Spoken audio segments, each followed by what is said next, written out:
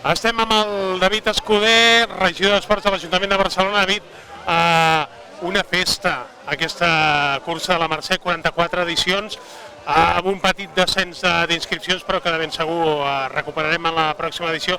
Quina valoració podríeu fer, en aquest cas, d'aquest inici de la festa major i del que és el punt central d'aquesta gran quantitat d'actes esportius que tenim per la nostra festa major? La veritat que hem exhaurit els dorsals, vull dir que jo crec que si haguéssim posat més que s'haguessin lliurat, no? Ja ho has dit tu perfectament, volem sempre que la Mercè sigui una festa, també a nivell esportiu, i és el que hem començat a fer. Ja divendres amb la festa ja a l'extrem al fòrum, però sobretot jo crec que el plat fort és la cursa de la Mercè, que és la cursa de la festa major. Amb cada edició incorporem alguna cosa nova i aquí estem. Jo crec que la gent s'ho ha passat molt bé, t'ho puc dir des de dins perquè també l'he feta i la gent estava encantada de la vida, ens ha respectat el temps, no podem demanar més. Comença la setmana de la festa major de la Mercè amb la cursa de la Mercè, acabarà el cap de setmana vinent amb la festa del fitness, aquí mateix a l'Avinguda Maria Cristina, i entremig hi ha gairebé una vintena d'activitats de primer nivell en tots els esports possibles, pràcticament. Exacte, és una miqueta, per això parlem de la Mercè esportiva, no? Sempre hem pensat en els esdeveniments culturals, però els esportius no es queden enrere. I evidentment aquest cap de setmana, com deies tu, amb la cursa, però és que tenim quasi de tots els esports possibles algun tipus d'activitat. Per sumar a tothom, perquè també volem que sigui la festa inclusiva. Ara just estàvem donant la premiació a l'esport inclusiu i per a persones amb discapacitat, i això és el que volem. La setmana vinent tenim la festa del fitness, però també tenim el dia de l'esport inclusiu. Vull dir que no parem. A nivell d'atletisme, a Barcelona és cada vegada més una referència.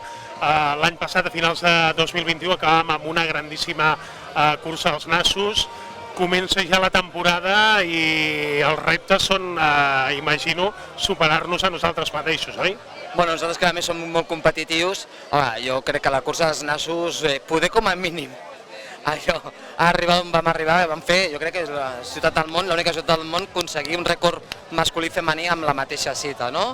Vam pujar el llistó molt alt i el que volem és, com a mínim, mantenir aquell nivell espectacular. Tenim una gran mitja marató, que jo crec que és una de les top a nivell europeu, i una de les maratons més populars que poden haver a Europa. Així és que, bueno, això és no aturar-se, continuar corrent.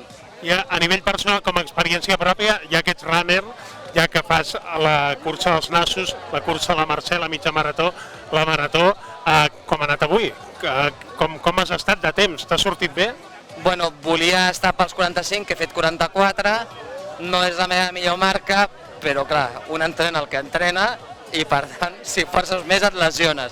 Content, ja està. He arribat bé, bueno bé, encara m'entrava l'oxigen, que és l'important. Al final es fa una mica dur perquè ja és el recorregut tradicional de la Mercè, que és l'últim quilòmetre, que es fa una mica llarg, però bueno, l'ambient era molt bo, la temperatura jo crec que ha estat ideal durant tot el recorregut. Bé, gaudint. Molt bé, moltíssimes gràcies, David Escudé, enhorabona per aquest inici de la festa major esportiva i acabem aquí la retransmissió online d'aquesta cursa de la Mercè. Gràcies, David, i moltíssima festa d'aquí en endavant, moltíssima festa major de la Mercè, una grandíssima, evidentment, setmana la que ens espera per endavant i acabar de gaudir d'aquesta jornada de diumenge després d'una gran cursa de la Mercè 2022. Gràcies.